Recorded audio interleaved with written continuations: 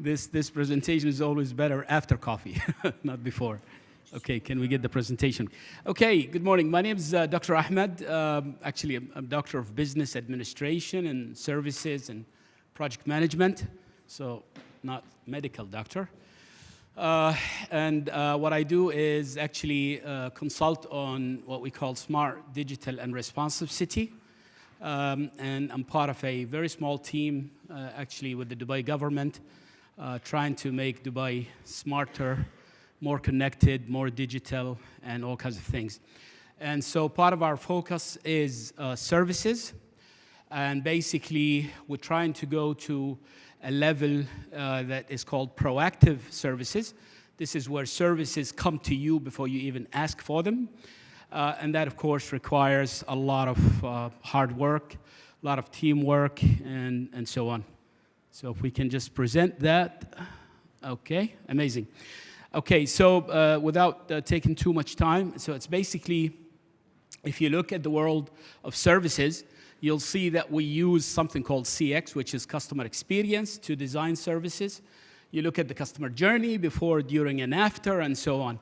But now with the advent of AI and generative AI, this is no longer valid, and it is time for us to actually try to move away from this traditional method in designing services, and so make use and leverage this generative AI, digital twins, conversational AI, all kinds of things, all kinds of terms are happening here in the background. So basically, this is, we started to think to ourselves, okay, so if it's not CX, what can it be?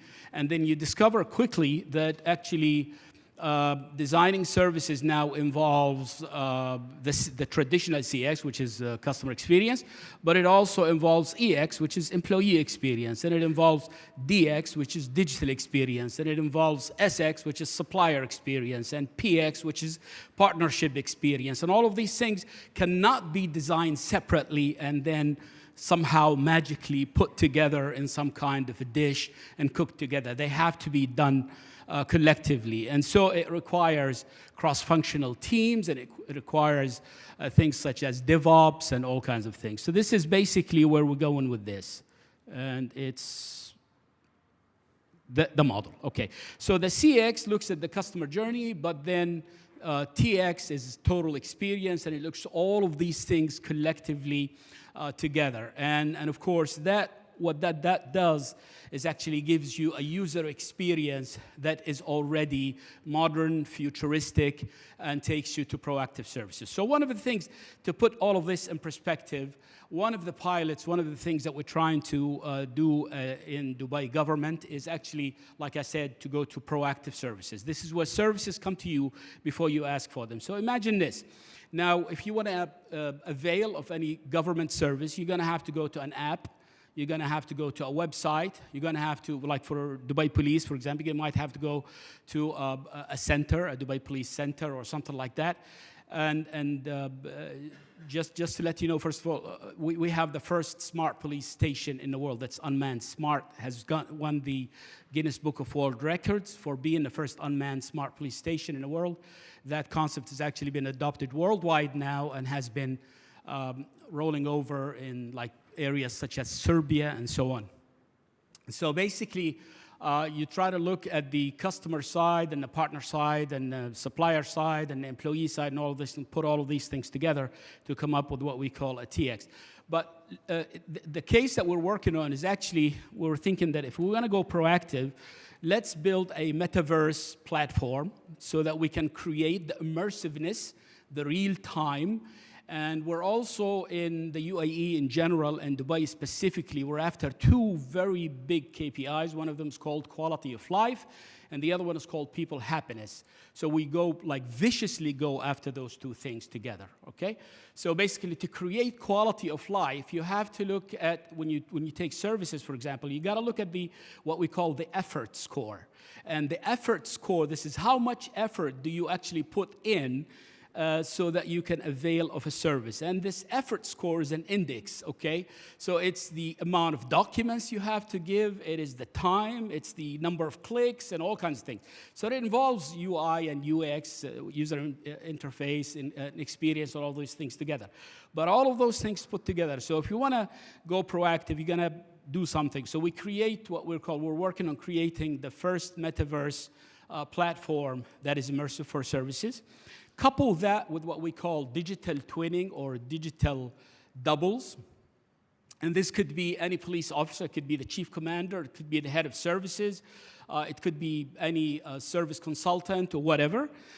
And then, of course, put on top of that conversational AI so that you can break down barriers such as languages. And in Dubai, for example, we have 213 nationalities, collectively all of them speaking more than 400 languages and dialects. So basically, if I want to, our mission at Dubai Police is keeping the city safe and secure together, but Sheikh Mohammed, who is the ruler of Dubai, doesn't allow you to do that without happiness, okay? So you can do all you want to keep the city safe and secure together, but if it's not happy, then it doesn't work with him, okay? So it's safe and secure and happy together. And so keeping it safe and secure is an amazingly difficult thing to do. And we have some of the highest rates of security. Like one global KPI being measured is called walking alone, a feeling of safety walking alone at night, right? So we score the highest in the world with that all the time. However, if it's not happy, the happiness index is not high, and we measure happiness in Dubai instantly, okay? So basically, this becomes a very, very large thing to do. So put the metaverse together to create the immersive. This is a platform where you can log in. Once you log in, you are met with a digital twin. This could be a lady or a male or a female. It could be dressed in police dressing. Could be dressed in the traditional. You design your own avatar, whatever you want.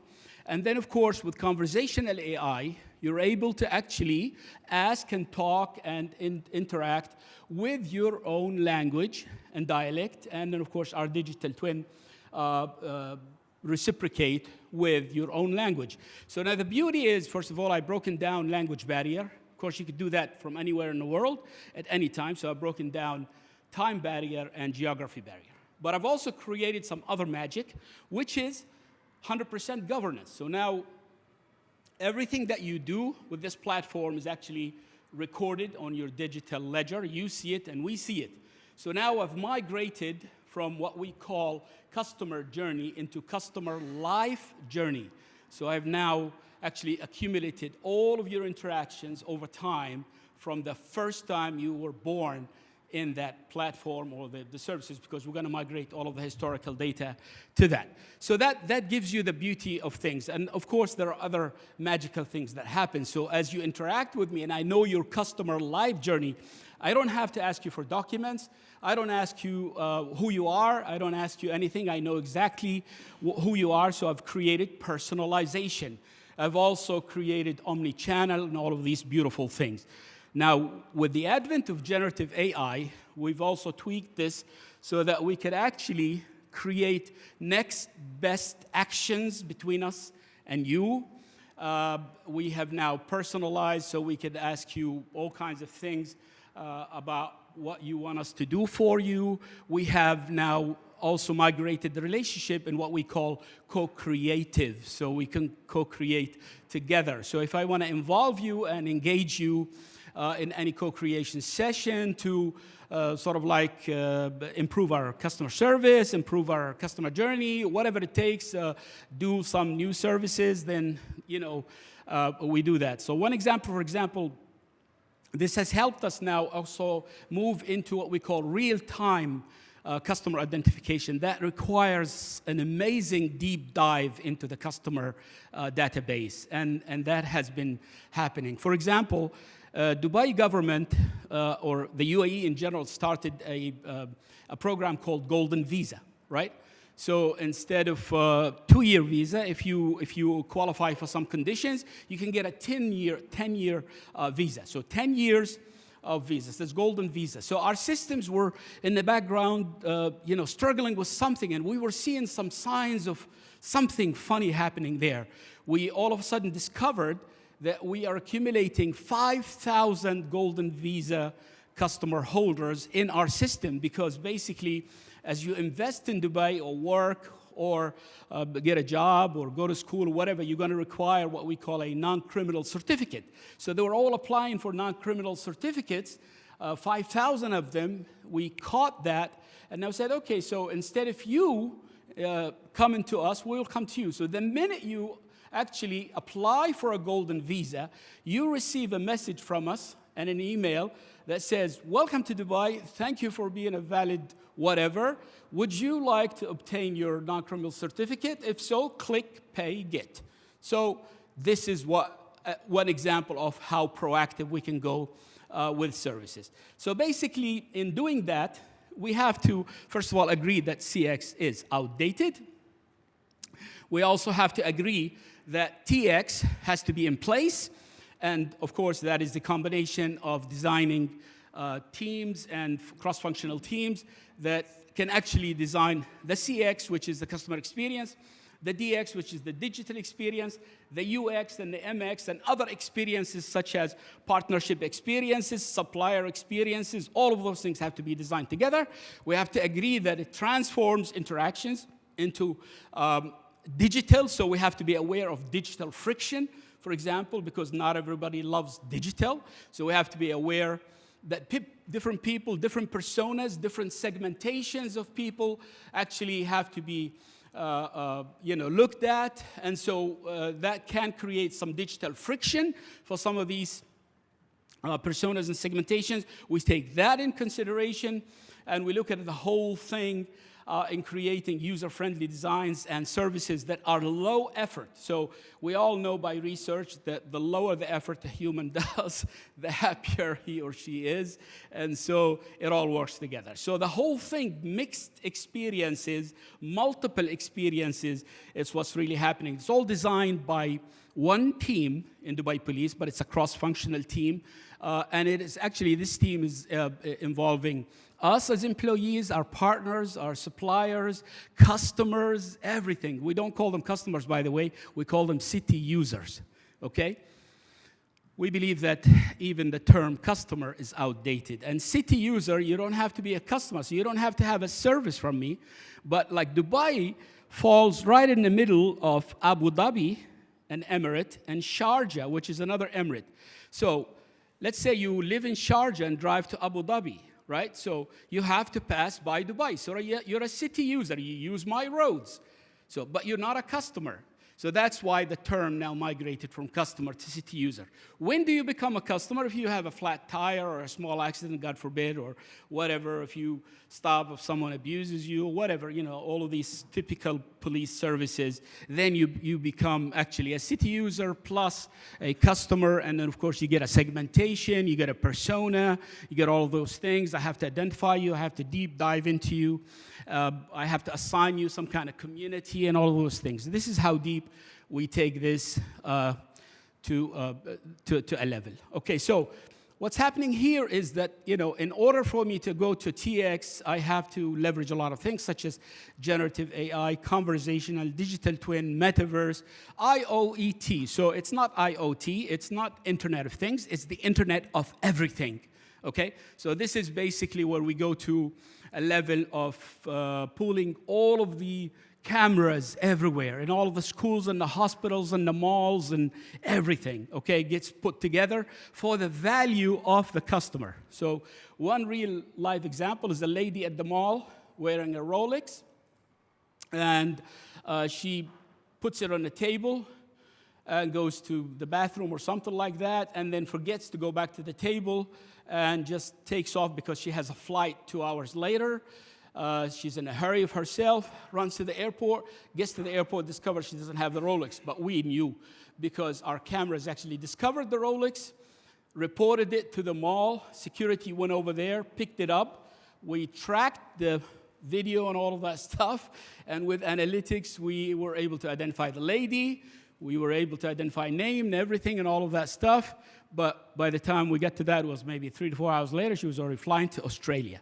All right? So we shipped the Rolex back to Australia for her, free of charge. Okay? So this is the kind of proactiveness that we are talking about. Of course, IoT is the Internet of everything. That required all kinds of things put together, not just IoT, okay? So it requires also looking at the connected concept, city as a platform, and it also requires actually moving and migrating from this mindset of smart digital, right? Because if smart was iOS 14 and digital was iOS 16, so we're already in 17, right? iOS 17, so what's iOS 18 and 19 and 20? Well, it's called responsive city. What is a responsive city? It is all of those things put together. And also it requires that you actually migrate from anything periodic within your organization to everything real time. And that is what takes place. Now, this doesn't go without challenges. Adoption of TX is not a small thing, so it should be taken in steps. Common challenges could be digital friction. It could be the strategies and the best practices that you have holding you down. It could be your digital dexterity. So you actually put the digital dexterity. I'd like to really bring your attention to this. Okay, so a lot of times organizations are looking at their people and looking at their digital maturity level, right? But they're not looking at digital dexterity. Digital dexterity is something that's above and beyond digital maturity. And for today, for generative AI and all of these disruptive technologies, digitally mature people will get you somewhere, but digitally dexter people will take you to the concept of the sky is not the limit, the sky is only a target, okay? So this is basically what takes place. And of course, in any organization, there's always the dinosaurs, and those dinosaurs that are going to hold you back and not give you the budget, not approve your projects, blah, blah, blah, blah. All of those things that actually hold you back. And also the concept of future forecasting and future looking at the future. You can't look at the future anymore because the future 10 years ago used to be riding a bus at a speed of 100 kilometers an hour, right, coming at you, and that's okay. So you can forecast something at this speed. But now the future is coming to you riding a hyperloop at a speed of 1,200 kilometers an hour. So you can't forecast the future. I mean, if you believe you're going to forecast the future, by the time you put a team together and get some tools together and start to forecast the future is already gone. The future you were forecasting is already gone. So you can't forecast the future. So what you should do? You should manufacture the future or manage the future. So your mindset, your shift now is from future forecasting to future management, and that's a whole different ballgame. It requires real-time data analytics and all kinds of things, deep dives, and so on. So what are the benefits? Definitely, of course, you can make customers more happier. You can create a lot of innovation and agility. You can actually improve the lives of your customers and your employees, so you create well-being, okay, within your environment, operational efficiency, agility. Since we've done that, we've cut our budgets in tremendous amounts. You can, of course, create competitive advantage, data-driven insights, stakeholder engagement, increased revenues, enhanced brand reputations, and so on, okay? And of course, you can accelerate your digital transformation. We are looking at the concept in Dubai, for example, now called digital sufficiency and digital debt, okay? So basically, as we migrate into this new world of generative AI and all of these things, okay, you gotta really figure out what kind of organization you have, what kind of city you have, how much digital are you, and that requires all kinds of formulations into discovering how digitally sufficient you are and where you are digital, where you have digital debt. So, because you don't have all the money in the world, you don't have all the teams in the world, you don't have all of the time in the world, you've got to be able to pick and choose what digital do I want to do, what generative AI I want to use, because there's a lot of it. You just can't go after it all, Okay, you got to go after just what you need, and that's what digital sufficiency and digital debt as a concept and a formula work together. And of course, if you do that, you create what we call future readiness. You're ready for the future. Every day you come in, clock out, you are actually working on building the future, managing the future, not discovering the future. So empowering this, of course, involves other things, other models, such as the 4-quadrant segmentations. When we look at customers, we look at them descriptively, transactionally, behavior, and attitude. So that gives you a real deep dive into the customer. Of course, all of this is empowered by generative AI and things of that sort. Okay, 4-quadrant need maturity. So we look at your needs and expectations, but we also look at your pulse and appetite. So appetite for the service, appetite for this channel. So we will discover if the appetite on a certain service channel, for example, has dropped down to a level, then I sunset that channel. I don't have to spend money on it and keep it alive. I can put it to sleep and start another channel or save money into these things. Of course, city users we've talked about, customer life journey, real-time digital sufficiency. Prescriptive analytics is what you're after. So descriptive analytics and predictive analytics will get you so far, but you really got to go to a level of prescriptive analytics, and that, of course, requires a lot of your digitally dexter people. And then, of course, read-write capabilities. You know, your enterprise architectural mapping has to be so great and all fit together. And, of course, within reason, as a government organization, like I said, don't have all the money in the world, don't have all the time in the world. And so basically, that's what's happening. And of course, starting now is generative AI. So basically, the story goes on, and Mr. Generative AI is part of our life now. We go forward with that. I hope I've added something to your day today. Appreciate you listening to me. Happy to take any questions or interact with you after the session. Very glad that I'm part of this amazing summit. I was last year and this online, and this year I'm here. So thank you so much for listening to me.